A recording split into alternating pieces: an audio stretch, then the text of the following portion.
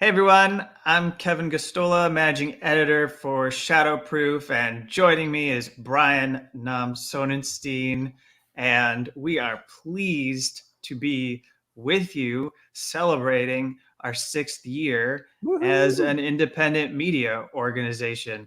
Hey Brian. Hey, Kevin. Good to be with you today. Happy birthday to you.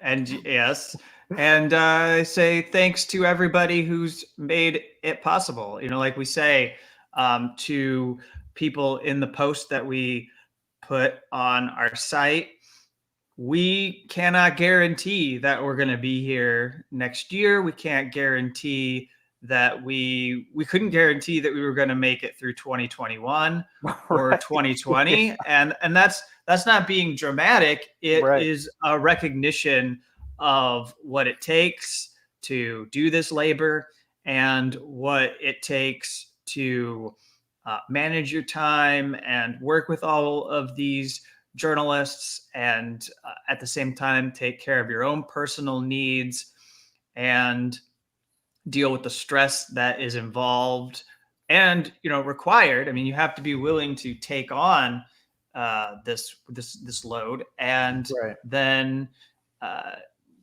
we also have to deal with the fact that we're in the middle of a pandemic and an economic crisis that at any moment could become far worse for the people who are donors. Yep. So it's better for us to not depend on a single billionaire.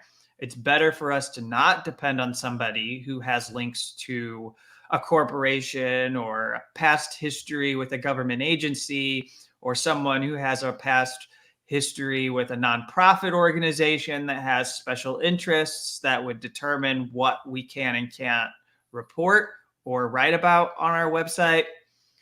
But that being said, that doesn't mean that we don't have a problem with our donor base, because at any moment they could be the hit with poverty, and we could see them shrink the number of donors that we have, and Hmm. then that would put a severe limit on our capability of going forward. So, that's just to say that everyone who has helped us get here through the 6th year have made tremendous sacrifices. Yeah. There are people that we hear from on a daily basis who are giving like $5 and $10 from their social security checks, and that's Yep. not a lot of money for anybody to live off. And it's also when we're dealing with grocery prices that are going up because of supply chain issues, and there's all this stress on getting and things that are necessary for basic needs. I do find it incredible that we still have a pretty good base of support.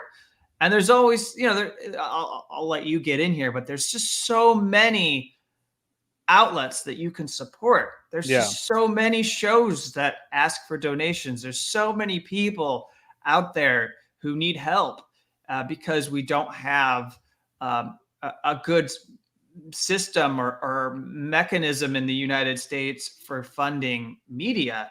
There's no like public agency I can turn to help fund journalism. There's Right.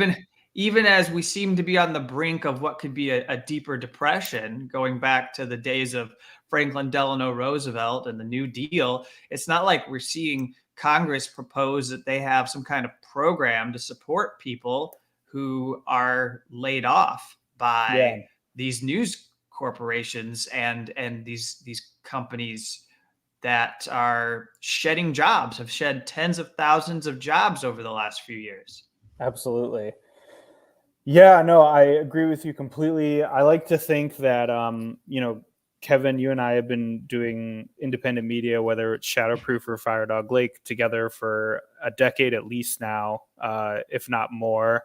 And I think, I certainly feel like, as dismal as things have gotten, especially in the media landscape, I have started, especially in the last 5 or 6 years that we've been doing this, noticed um, that the work that we've been doing to, and not just us, I mean, like in the independent media space as a movement, as a whole, to convince readers, to convince people out there that smaller independent media is worth your support, that media is something that we should invest in as a public good, that to the best of our ability, we should fund it in a way that allows us to keep most, if not all, of our content open and available to the public, and not to sort of ration our content. It's certainly been a challenge, but I will say, if there's a sort of a ray of hope in everything that's going on right now, I do feel like there has been a change in recent years, and that obviously Shadowproof isn't raking in cash or anything like that, but I'm continuously amazed by the generosity of the folks who are watching this, of people who give, even during a time like this pandemic. Certainly at the very beginning, we definitely got hit just like every other place did, losing members. Extremely understandable. But in the months since then, we've rebounded, and I would say things are pretty stable. And so I just, obviously, if you can't give, if you're just a reader, if you're just a lurker, we appreciate you just as much as anybody else. And I'd be remiss in all of this if I didn't also obviously give a humongous shout out to all of the wonderful people who contributed work to the site over the past year and years. This year we had the privilege to publish just about double the freelance contributions that we did last year. And I think the most freelance contributions that we've ever published in a year in this past year. And not only have we been able to publish more, we've published work from writers that we have yet to work with, a lot of really fantastic writers that I've gotten to know. Honestly, the best part of my job is editing, getting to work closely with a lot of these brilliant people on their journalism, on reporting stories that are not getting enough attention or are not being told in quite the way that our writers are telling them. And not only to work with more people and increase the volume, but also to increase the pay that we've been able to offer writers, particularly through the Marvel Cook Fellowship, but not exclusive to it. And that's really thanks to our members and our readers who donate. We can't pay people more if we don't have more money to pay them. And it's been really inspiring to see that grow. And I know, Kevin, that I don't know if you had anything that you wanted to respond with that, but I know that continues to be something with the Dissenter as well that we're working towards. Well, yeah. So before we get to me, I would like to give people a glimpse at some of these stories that we've got that have made possible by this Marvel Cook Fellowship, and it's part of why we were able to do a lot more this year. So you have this article from Tamar Sarai, and I'm just scrolling down kind of quickly, but letting people have a glimpse who maybe missed it. This is from a previous week. But this is an important story there.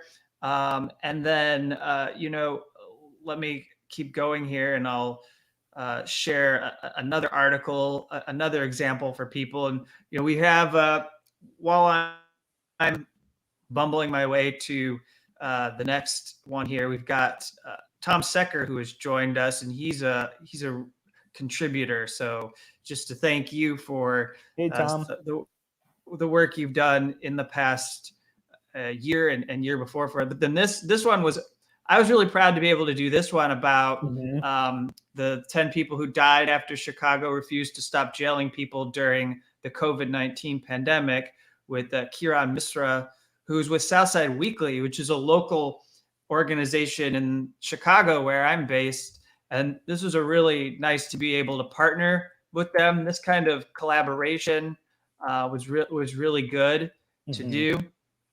And so I think, this is the kind of thing we want to be able to do a lot more of going into the end of 2021 and the first part of 2022.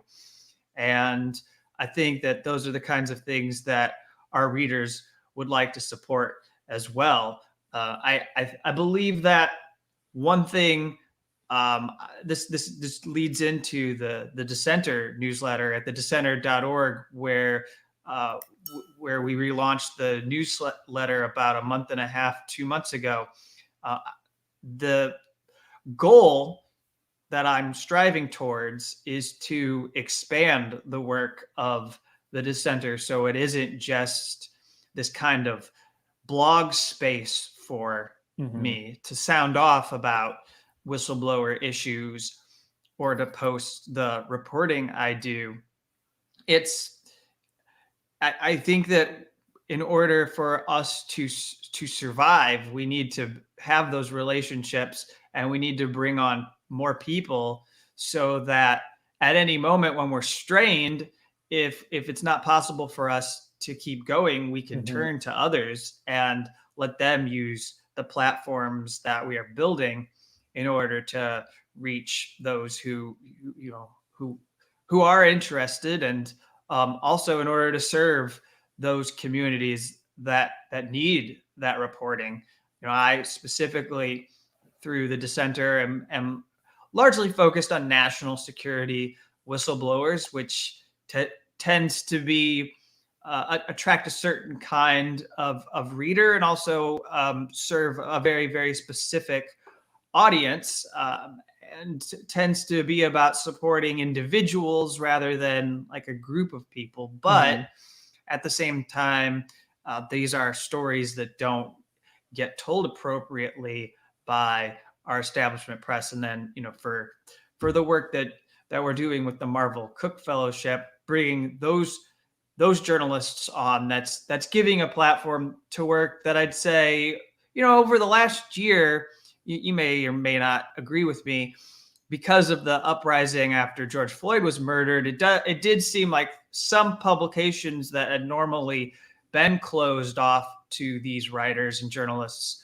it opened up because they wanted people to know what this language was that activists were speaking on the ground. And then I'd say it quickly slammed shut as law enforcement wanted to remind people of the fact that we should all be fearful of violent criminals, and we shouldn't think of ways that we can improve our way of life and live in a more just society.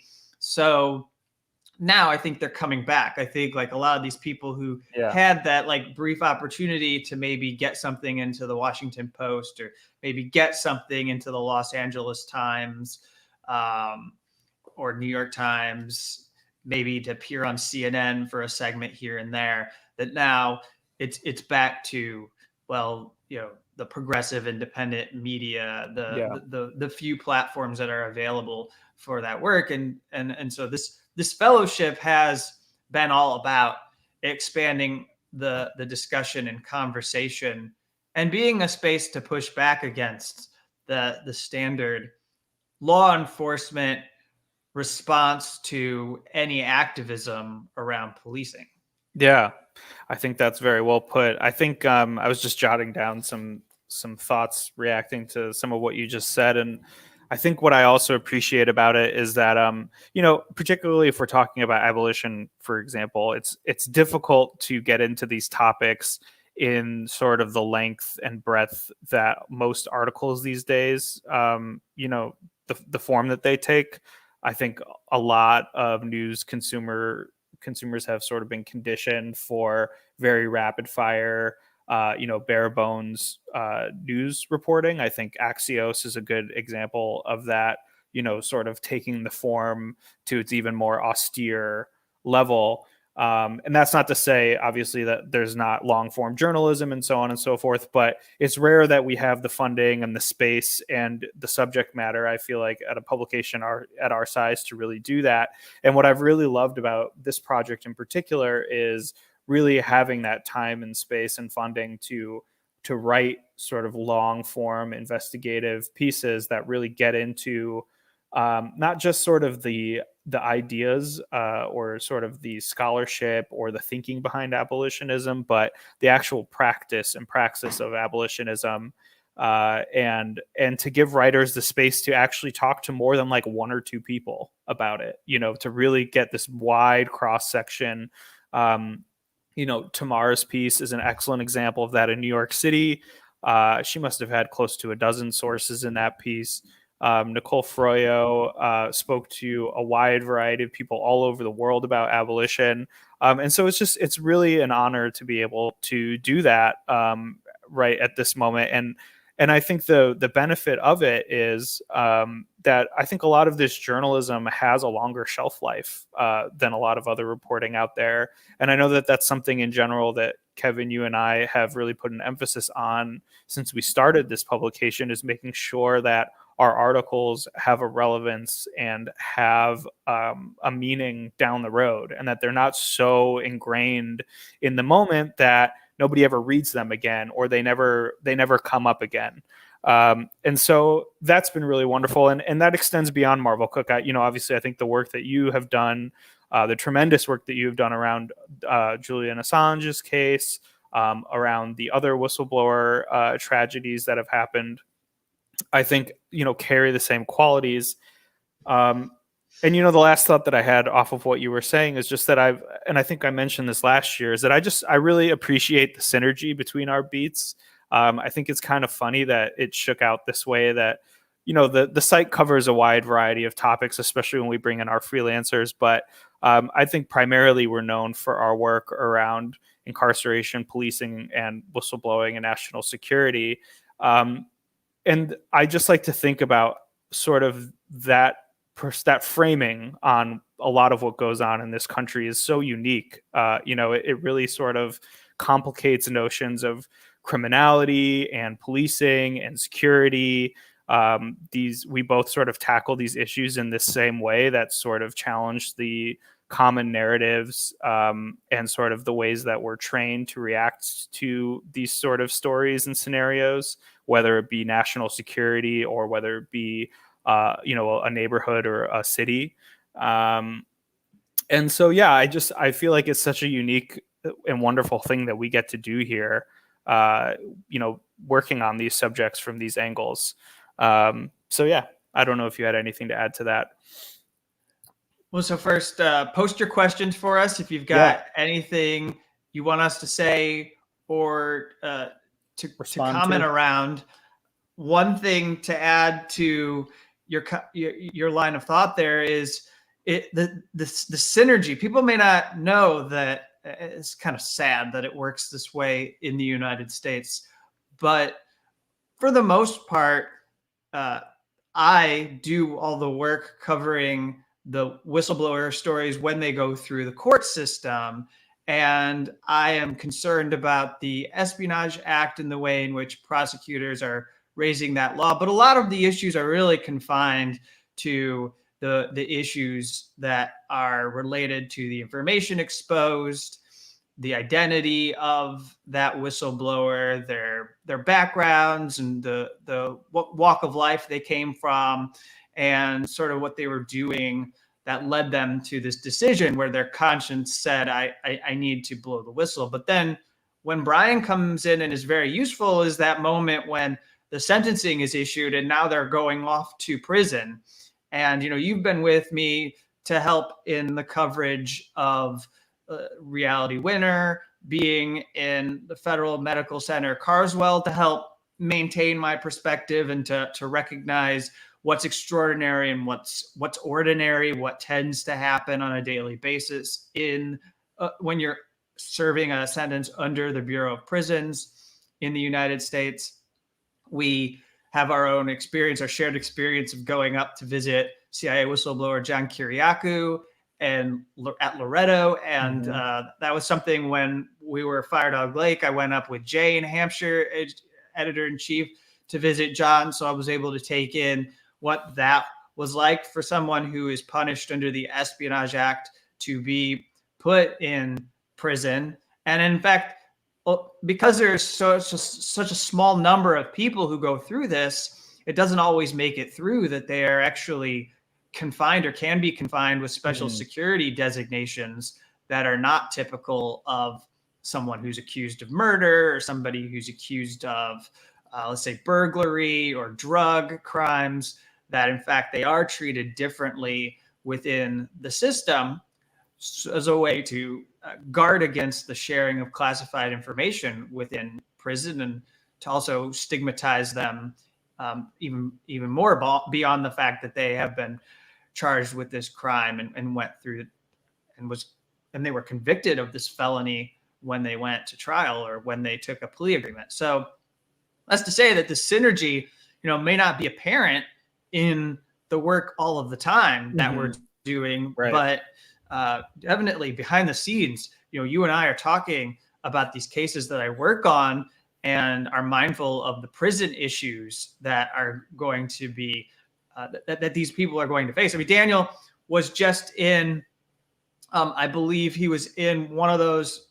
You'll get the correct term for it. I'm missing it at this moment, but before you actually get placed into your prison, before you actually make it to the facility that you're going to, you often end up at a center with over 100 or so people. Facility. Yeah, you go to a transfer facility, and you can wait there for days and days as they get the bed open for you that you're going to have at prison. So he was there on his birthday. He was confined to a room with no bed, and he was on the floor. It's summertime, so it probably was uncomfortably warm. And he was in this space with over 100 different prisoners who are going to different parts of the country, I'd imagine. So that was how he spent his birthday. Yeah, and you were sort of thinking back to the things we've worked on too. I think our work is also probably informed by the things we did at Fire Dog Lake, with you embedding around the Occupy movement and traveling around the country and reporting on that. Obviously our work is still very focused on the movement level, which I also really appreciate. And, we're not chasing personalities and so on and so forth. And then, of course, the reporting that you did for years around Chelsea Manning, I think continues to be a foundation for a lot of the work that we've done since then. I think that was a really big learning experience. And, all of these things that we've worked on, and particularly you, Kevin, where it's felt like, we're like one of the only, if not the only places doing that work, I think have been extremely formative experiences. And, like we touch on in our birthday piece, I think by our 6th year here, we're starting to get a sense of ourselves and our capacity, which I'm really excited about moving forward. I think in the beginning, as much as we were trying to rebel against sort of the orthodox composure of a news organization, we were still trying to do more than I think that we really had the capacity to do in some cases. And I feel like we're hitting our stride now and actually producing better work, even if, it's at the sacrifice of maybe not publishing every day. I'm happy with where things are at. And yeah, I would also, we should remind people too that Shadowproof and, our collaborations and our work is not confined to just our website. Obviously we have our podcasts and, you have the Dissenter as sort of this new space that you're branching out with. And I think that this is important for a variety of reasons. Both it's important to have this work available across different mediums, but I also think we need to increase just the left media ecosystem as much as all of us can. So I don't know if you wanted to talk a little bit maybe about unauthorized disclosure and especially the Dissenter and sort of what your hopes are for this coming year and beyond with that. Yeah, so I'd like to just Tom had a good question for us, and I just want to put this up here from him. That what story do you hope to report on over the next 12 months? I.e., what do you hope to see happen? Can be Assange related or otherwise. In the most optimistic sense, as somebody who's been laboring, I'd like to see Julian Assange walk free from Belmarsh jail. And I don't mind being aspirational in this sort of birthday live stream that we're doing. I really, it's not that I'm tired of it, but it has stalled as far as like the progression of this case. It doesn't seem like there's anywhere that it could go after this point. And so naturally, what I'd like to see is this admission by the US government that they don't have a case against Julian Assange, or that they don't have valid grounds to bring him to the United States.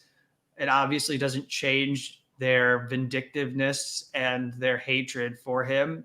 And they'll find other ways to make him miserable outside of this extradition effort once he is set free from Belmarsh.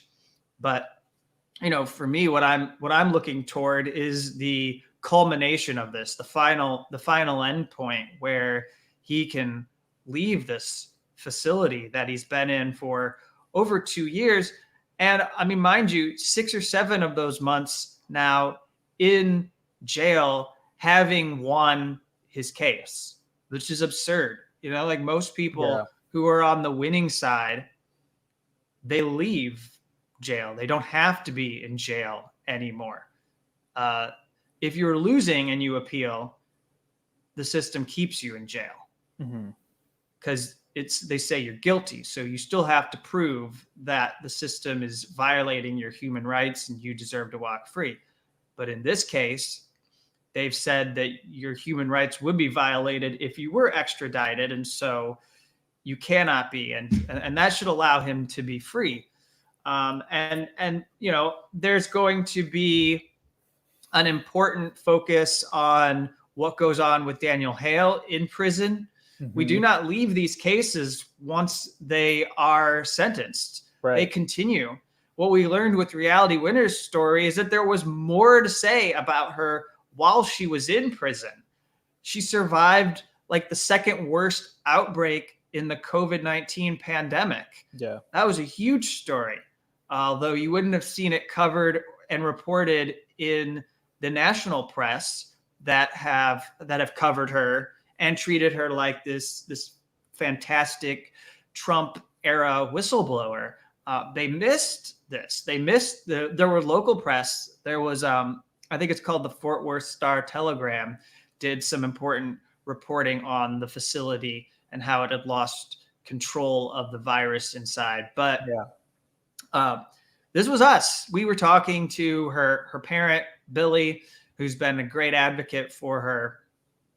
I think, with the letter, I'd like to do some more coverage of the basic contours that we see, the way that I'd like to explore how these administrations have different classes of whistleblowers, basically. Like there's a certain class of whistleblowers that aren't supported. I gave a nod to this on Whistleblower Appreciation Day, where you see that names are missing that really should be there.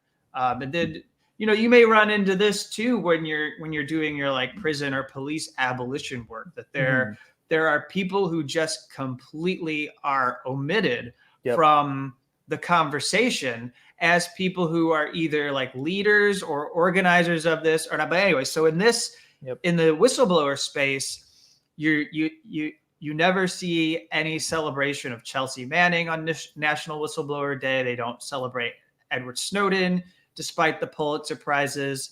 You do not see any celebration of Tom Drake and the other NSA whistleblowers like Bill Binney, who had an effect.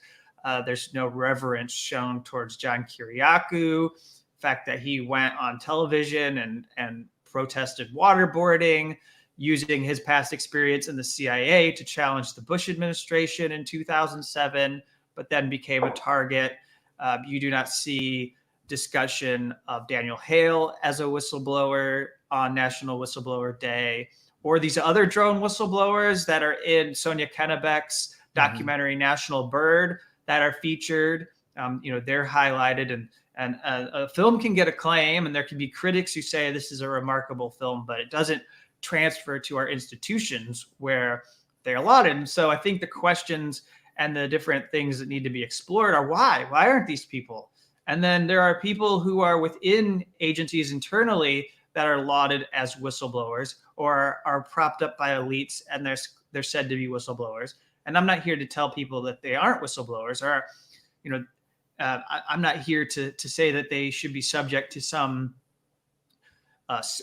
slanderous debate that takes away from what they're trying to do if they are in fact working on something admirable. But I'm just to say, why are there some whistleblowers that we're told that we should support, and then why are there other whistleblowers that we're told we should oppose? And I do think that that's where the work that I'm doing needs to go next, because and I think like ultimately where I might be headed is something more substantial, like a book that talks about this in some detail and lays it out, because there are a lot of issues intertwined with this around like media and around the way politicians are paying lip service to these issues.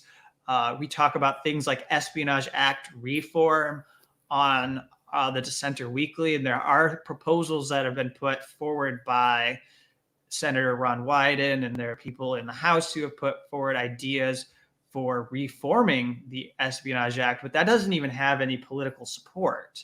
So, that's on the fringe. Like, what we really need is an abolition of this more than 100-year-old law that should not have any purpose and should not be used in the way that it is, because honestly, the administrative issue that is at the core of all of these cases is the supposed mishandling of classified information. Right. And, this, to go back to you, I'll let you get back in and maybe, share your thoughts on what this means for your work and what you want to be doing in the future here. Mm-hmm. But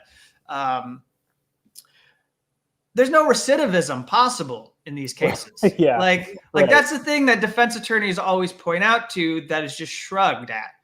But it's true that like once you violate your access or you have access, but once you violate the regulation that are imposed upon you by superior military officers or the directors of these national security agencies, you lose access to that information. Right. So you can never be a whistleblower on anything else again. You can never be a media source on anything ever again. You can't do this thing that we are all told is very damaging to the U.S., but we know, in fact, it's not that damaging. But they can't do the crime again. They cannot be it's not like a burglary or it's not like somebody who is involved in insider trading to pick like a white collar crime that is routinely or fraud or tax fraud. It's not like you can continue to do it and try and get away with it, because you're never going to have access to those databases ever again. Mm-hmm. And yet that's never used as a factor against punishing and putting people in prison. They're never satisfied that like, okay, we like, to me, what you should do, like what could be an acceptable route, but it would still be extreme to me. But what could be an outcome is that you went on trial and you were convicted, but you didn't do any prison time, but you just had this on your record and it prevented you from getting any jobs. Mm-hmm. Like it could be a misdemeanor. It could be like a mark against you. I wouldn't be for it. It would still be a hugely political case, but at least then it would make some sense. It would, in the scheme of things, it would be less outrageous, less because disproportionate. Because that's the word, disproportionate. Because like in all of these cases, it's like, they go after them as hard as they would go after somebody who's accused of terrorism. Mm-hmm. Yeah, I absolutely agree with that. I think especially the points on, the class among whistleblowers, particularly when we talk about whistleblowers that, for example, the Democratic Party does like and does not like. I think those are very salient points, and I definitely look forward to you covering them in the year to come. I think my thoughts and for the next year and responding to Tom's question, I think there's I'm going to break the rule. He asked for one story, but I have like three that I'm going to touch on really briefly. And these are probably multiple stories. You could go. I mean, I started rambling about whistleblowers, so go for it. And I should also preface these as like because of time constraints and all variety of things, I'm probably going to be more working on these from the editor's chair. So of course, if you're a journalist who happens to be watching this and you would like to work on any of these stories, let's talk. But I think there's three in terms of my beat. One is this horrendous thing that has really started revving up over the last about the last month, is the return of people who had been released from jail and prison due to COVID, and then being forcibly returned now. I think that this, the governments around the country, from the federal government on down, completely and utterly failed in decarceration at the onset of the pandemic to begin with. Even though there were some, it never ever went anywhere near as far as what a real sort of non-pharmaceutical intervention would require to prevent the stem of the pathogen in prisons. But even the people who did get out, a lot of them are now being told that they have to go back, despite the fact that many of these people have secured employment, they've secured housing, they've re-embedded into their families and communities. And I think that it's just another one of these cruel and arbitrary decisions that I think is going to have ripple effects for the next decade. I think that it both has the potential to unleash all kinds of social problems, but also serve as sort of a pushed boundary or a foundation to try to drag people back and extend the net in other scenarios. So this to me is a deeply alarming thing that I feel like has only gotten a little bit of attention here and there. Not any journalists, as far as I can tell, who are invited to these fancy press scrums with Jen Psaki or whatever has asked a goddamn thing about it. So yeah, that's one story that I've got my eye on. Obviously, the other one that I feel like endlessly frustrated around the conversation around is sort of this resurgence of tough on crime, pro policing rhetoric. It frustrates me for some reasons that we've gone into on the Dissenter Weekly show. I've ranted about it on Twitter. We don't have to get into my entire analysis of it, but I would like to see, a lot more reporting that kind of breaks out of the simple fact check of like, oh, the Republicans are saying that this is where they defunded police, and technically, the budget increased by 4%. Like, I want to see more cultural work being done to push back on both the factual inaccuracies that people get caught up on, as well as like the propaganda that's at work behind that, and the narrowing of our scope and our understanding of what safety is and what police do and what crime is and what it's not. And I know that these are philosophical questions that most people don't really want to get into, but I believe that that's the purpose of cultural work. I think whether it's through our journalism or through art and music and other forms of media, I really feel like we can't fall back on the same rhetorical tools to fight back on this tough on crime narrative. So that's the other thing that I'm looking at.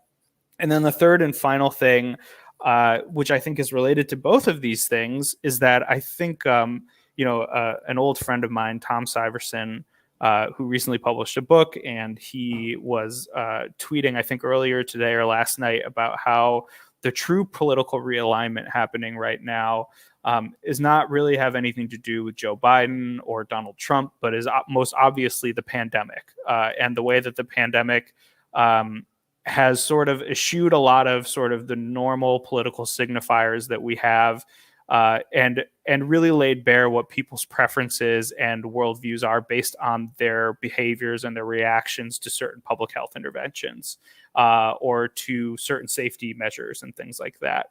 And I think that has been deeply radicalizing in a way that we both acknowledge and kind of treat as like a very short-term and superficial thing. And I am really curious about how the impact, not just of the pandemic, but just the the issues that the pandemic is touching on and how it is forming a political realignment in this country, and how it's whatever tense consensuses that might have existed, throughout the last few years of Donald Trump's presidency or what have you. Kevin and I have talked about this very often. Something feels very strange right now, politically. Something feels very eerie, like there's almost like a bubble that's about to burst. And I think it has to do with there's a very rapid political realignment happening that we're not going to see the effects of until this decade plays out. And so those are the things that I've really got my eye on recently. So yeah. Yeah. Well, and I'll say that on this day, one example of so there's several things I can go through quickly here. Is you raised several issues that actually we talk a little bit about in our birthday post, but today we see a special election unfolding in Ohio with Nina Turner, and what you see are the people who were the kingmakers for Joe Biden inserting themselves into this congressional election. And they are, on one hand, I'm hearing that from Brianna Joy Gray, who was on the ground, that they have intimidated and driven away voters who just see people coming in from both sides. And they're like, well, I was going to vote for one of these people, but it's too intense. I'll just wait and see who won. And then that's going to be the person I support in the general election, because we are talking about a Democratic primary here. But the more important thing to use, what's eerie is I feel like the Democratic elites continue to fail to understand that some safety valve has to be there for people. And you're putting tremendous pressure on the population. And if you keep taking away the few voices that you permit in Congress, and mind you, there's a lot of evidence that many of these people get elected and become controlled opposition. Right. That ultimately they get folded in and just vote with Joe Biden and the White House, or they vote with what Chuck Schumer and Nancy Pelosi want. But it's not good enough for them to have these people as controlled opposition who look like they represent the socialists who are at the base of the Democratic Party, the Democratic Socialists, or the progressives who are much different than and ideologically opposed to like the Bill Kristols and the David Frums who left Trump and are now new members of the Democratic Party trying to steer it. And so what I'm afraid of is that these people who don't have representation are like the open question is, what do they do next without representation? Or what in our fractured politics happens next, and how does it affect what we're doing on any given issues? I think we've seen in the past, we've seen things like Occupy Wall Street.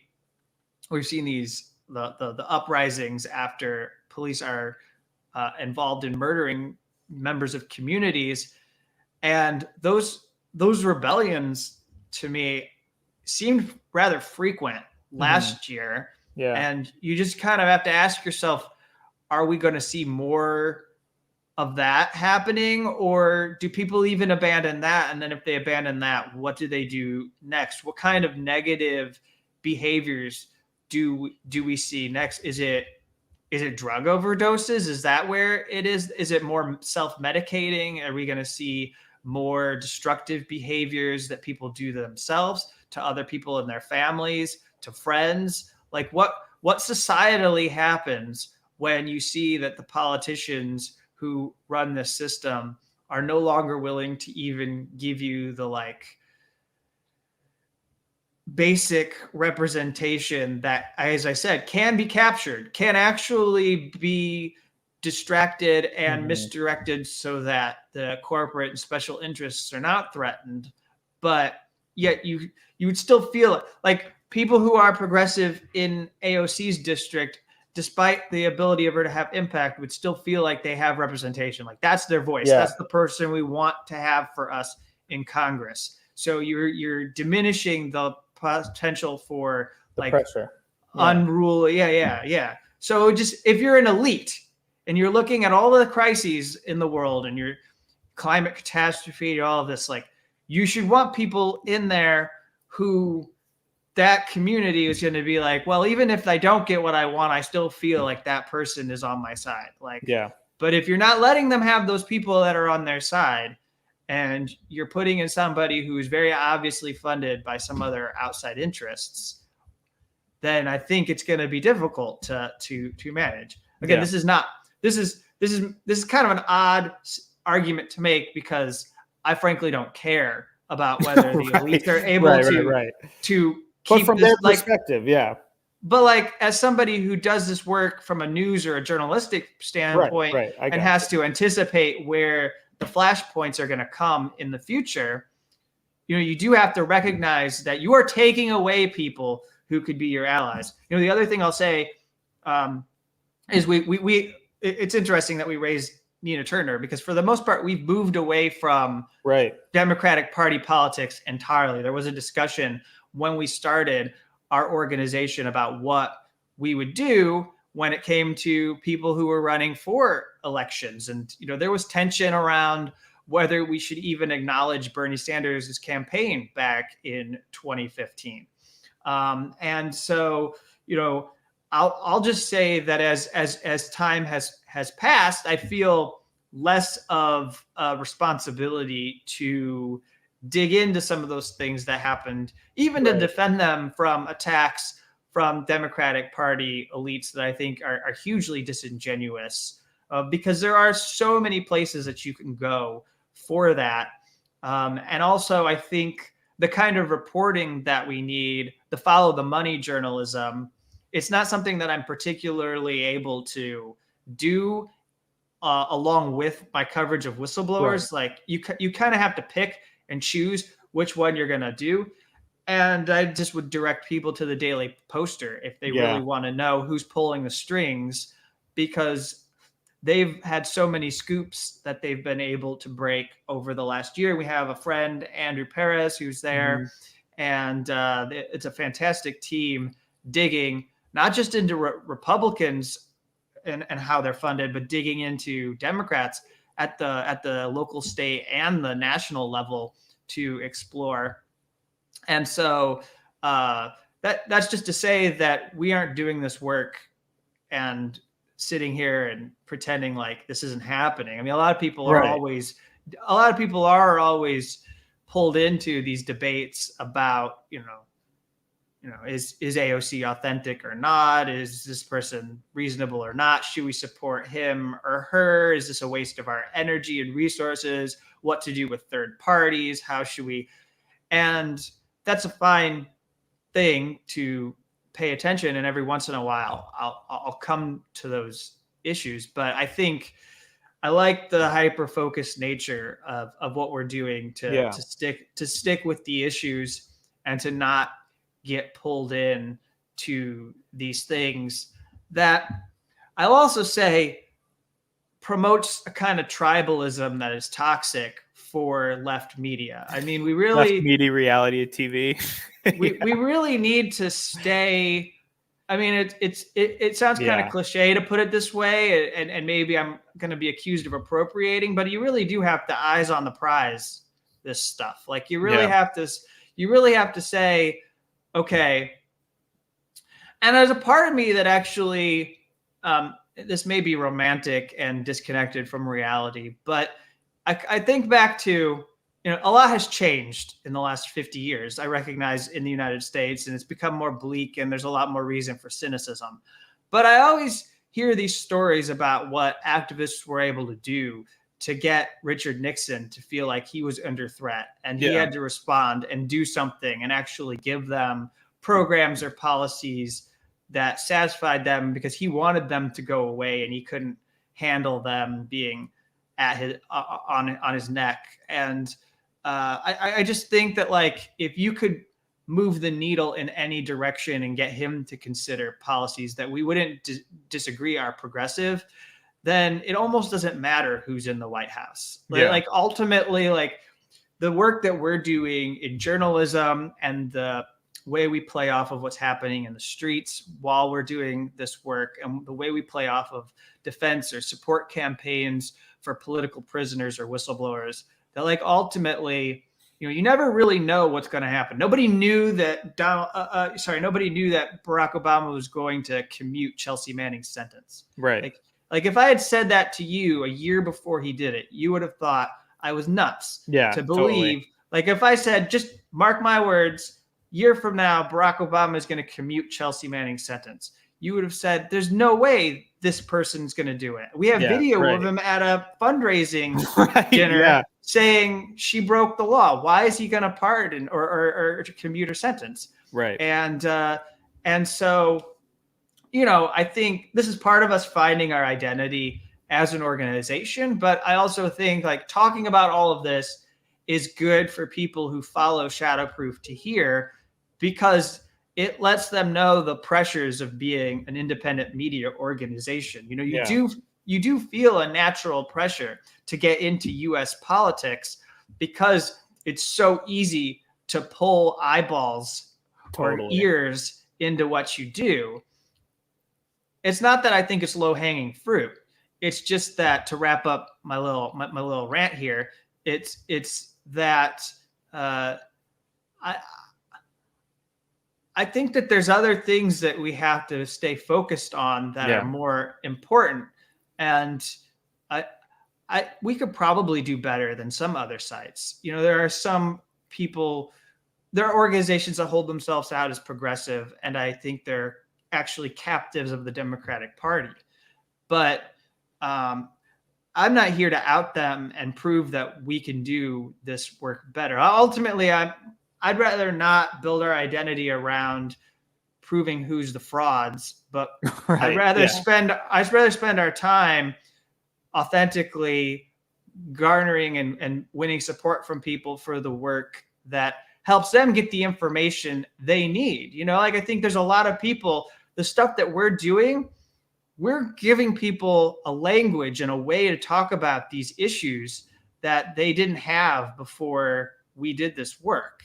That's more crucial than trying to tell them who's a phony and who is not a phony. Totally. Because they're going to be able to know how to talk about policing in their community and what they need. They're going to be able to talk about whistleblowing and know whether it's a threat, and do I need to be afraid that the terrorists are winning because such and such told us information about drones.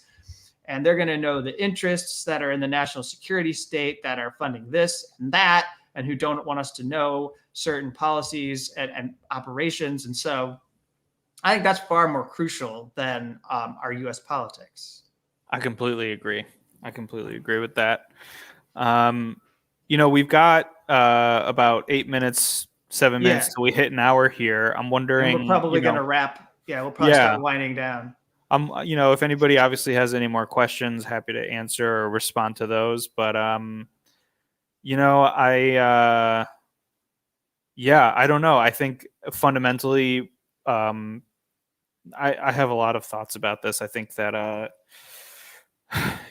I think we have to have a left media ecosystem that does all of these things, but it needs to be better spaced out. Like you're saying, I think that there is an imbalance in what gets it reporting attention and what most of our publications on our side focus on, that I think needs to be corrected. I also think to highlight something that you touched on as well, I think that especially in the last year and a half, 2 years, the political terrain is moving, feels to me that it is shifting much faster than at any other point in my life, including the closest thing I can think it reminds me of in my short 34 years on this planet is the weeks and months and years after 9/11. And just sort of when you're speaking earlier to the pressure and the choices being made by elected officials, it all just feels completely out of step with where the political winds are blowing in a way that it beyond what it normally feels like. It always feels like they're out of step, but I feel like again, and I know that I've been saying this, but I think that anybody who really wants to try to prognosticate this is just pulling your leg. I have no idea. We have no idea what's going to happen, and the best we can do is to try to not let ourselves be drawn in by the easy narratives that are basically, what dominate and trickle down through news media. Yeah. So, And then so yeah. Go well, if ahead. I could just, there's something you just said there, and if I could insert a phrase that I heard from the late Glenn Ford, who just died. He was with Black Agenda Report.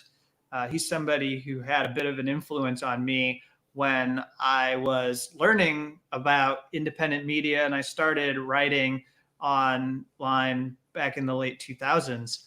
And he has this well-known clip going around of him debating Michael Eric Dyson about Barack Obama, and Michael Eric Dyson puffs up Obama as this kind of person who everyone should get behind, and Glenn Ford counters and says that in fact he and others at Black Agenda Report view Barack Obama as the more effective evil. Mm-hmm. And I do think that what we do well with Shadowproof is the consistency Mm-hmm. from political administration to political administration to not discount the threat that a right-wing president like Donald Trump poses, but to say that, in fact, you could be shocked to learn how much of a threat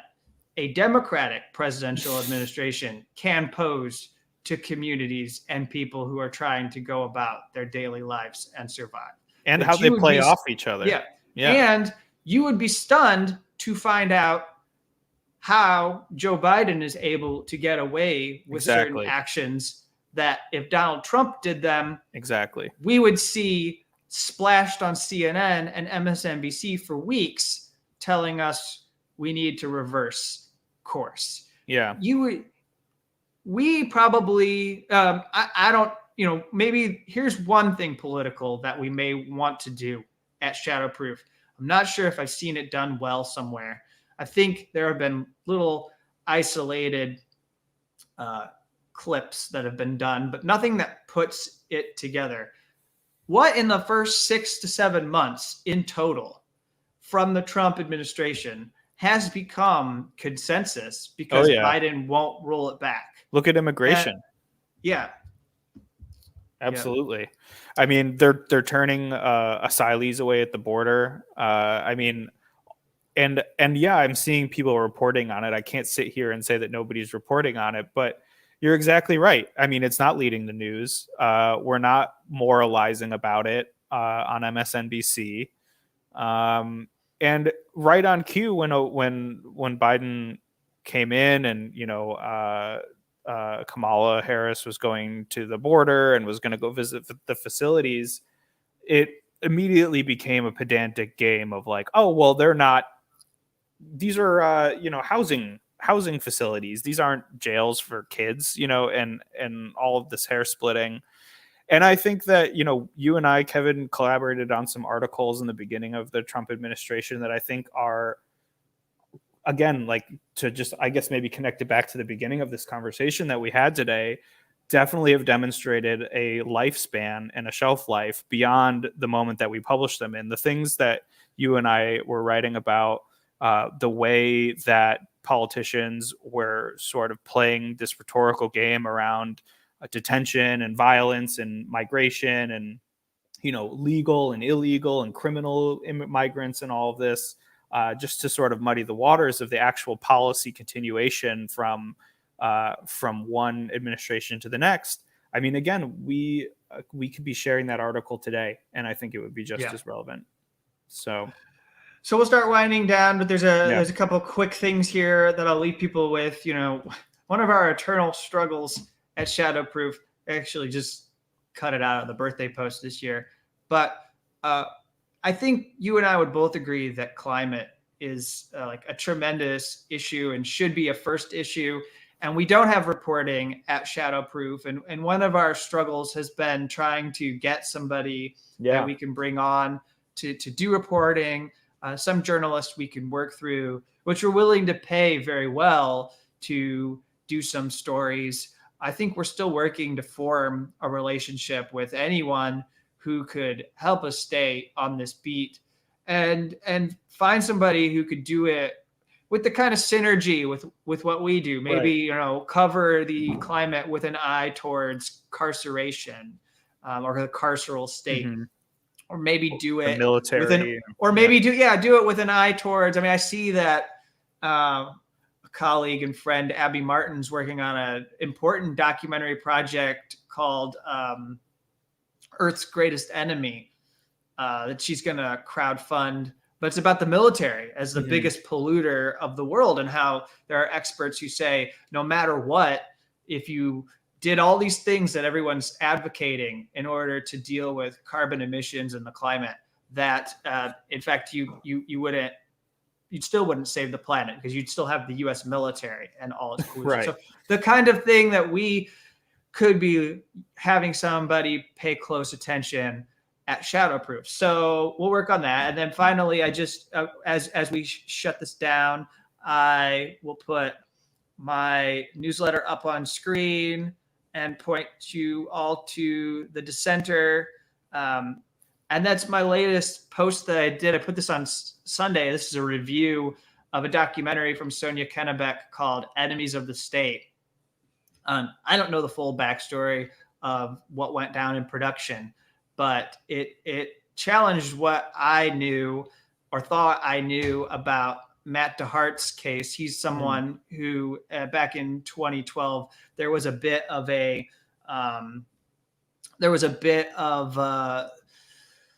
scandal because the FBI had detained him at the border. He was sent to a jail and held without charge for a couple of weeks. They said they were investigating an espionage matter, and it's questionable as to what they were trying to stop. He says he had a document that exposed something that the CIA had done, which the FBI wanted covered up.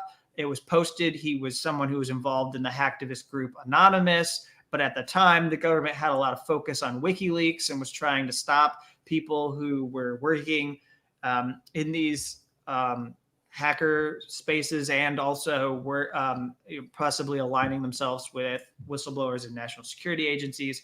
So anyways, that's just to say that, this kind of thing, writing about film, it's sort of a secondary for me. And I'd like to, in the coming year, publish some more. We've done a little less coverage of protest music, but something we always like to leave space for at Shadowproof is, I love doing that. The contesting of culture, of not ceding it to corporate interests and those in power. So that's why it's nice to be able to publish Tom Secker, who looks at documents that show how the CIA, FBI, and military are influencing culture, our film and television productions. And then, we have CJ, who is bi-weekly contributing these protest songs of the week posts. I haven't been regularly contributing my own selections, just owed to the work I'm doing with whistleblowers. But, I still have my ideas for songs that can be featured, and I'll hopefully get back to sharing more. But if I don't, every year we do an end of year list highlighting protest music albums. So it's just nice to elevate those artists that, are adding more to their work, not just like going beyond singing about love and sex to actually acknowledge like the world we live in and the space and the communities and what's going on with humanity. So I think that's a good place to end on, especially since we'll be back here in a couple of days with the Dissenter Weekly to cover whistleblower stories. And like last week, we didn't do a Dissenter Weekly because I did a special report on Tuesday on Daniel Hale's sentencing and thought that was good enough to stand on its own for that week. But I don't know if there's anything else you want to add. I mean, nobody likes us at all. We put out this birthday post and nobody responded to us at all. So we might have to think about shutting everything down anyways, because so tell people we had this overwhelming response to this birthday post we put up. So we just, as we conclude, probably should thank everyone for the outpouring. Yeah, I mean, first of all, obviously, thanks to everybody who's tuned in to this, everybody who said very nice things and wished us a happy birthday on the YouTube in the comments. We see you, we love you, we appreciate you. It is definitely a nice morale boost. You know, a lot of times it's hard to tell who's out there watching, if people are reading, you know, what people think about it. Obviously, people do reach out with their feedback, and we always love that. But it's great to know that you folks are out there, so appreciate you very much. Yeah, you know, we've been very fortunate, like I said, over the last year in terms of the stability of our funding, and so we've leaned off doing a lot of fundraising emails over the past year, particularly because we, you know, acknowledge that the financial difficulties that a lot of our readers are having. We didn't want to just be asking for money all the time. And it was very heartening to see that this time, you know, after about a year of not doing a fundraiser, of just sending out one email, you know, to see donations coming in. And so, you know, obviously donating is not the only way you can help us. You can share our work. You can tell your friends about it. You can just recommend Shadowproof or Unauthorized Disclosure or The Dissenter or Beyond Prisons to the people that you know. If you can chip in, you know, honestly, $3, $5, $10 goes a long way. We give that money to our writers, and it again is what has allowed us to not just publish more work during the pandemic and give more journalists opportunities during the pandemic, but to pay them more. And in many cases, I should mention, to pay them more than they asked for on the piece, because just very quickly, it's unfortunate that the media economy is just in such a place where people reach out and ask, you know, pitch us articles and ask for like $200 for them, you know, $100 for them. And it's been nice to have the budget to counter with more money. So just a huge thanks to you all. If you are listening to this and you're looking for a way to support us, Kevin's newsletter, thedissenter.org, is an excellent place. You can go to shadowproof.com/donate for some more options. And as we always say, if you can't give, share our work. Yes, let people know we're out there. That's half the battle. Tell people to follow us. Yeah. One battle is funding. The other one is getting beyond crying in the wilderness. And you know, after finding each other. After 6 years, I think there's a lot of people who know we're there, but we still would like more people to know about the work we're doing. You can always get more exposure. So yes, with that, thank you all, and keep in touch. Of course, everybody, you can always contact us with your feedback or your thoughts. I'm Brian at shadowproof.com. Kevin's Kevin at shadowproof.com. You know, hit us up, message us on Twitter. We love hearing from you guys. And yeah, thank you all. And we will do this again next year, I hope. If everything, you know, knock on wood, hopefully everything's okay. We made it this far. We'll be talking on our 7th. See you for our 7th birthday. Yeah. Bye, everybody.